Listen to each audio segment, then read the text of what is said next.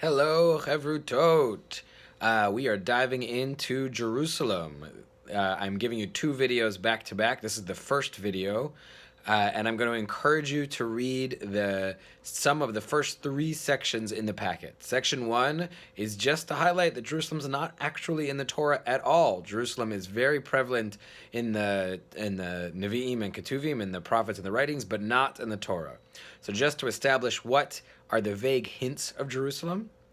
In the second section, the Jerusalem of God is when we call Jerusalem as God's city, is the home of God. How do we think about it? And I want to encourage you to read all the sources, but definitely to focus, I'm going to check and make sure I get the right ones, on source 4, source 6, source 8, and source 11.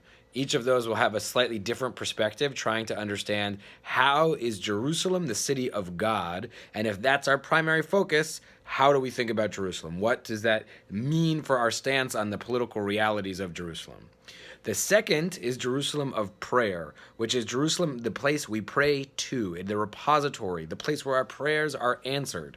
And I want you to focus on 12, 13, and if you have time, 16. Read all of them for sure, but definitely 12, 13, and 16. And think again, if Jerusalem is the place where we send our prayers, what does that mean for how we view the current modern city? And what does it mean for what we fight for Jerusalem?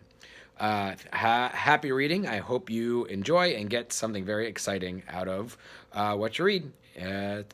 Happy trails.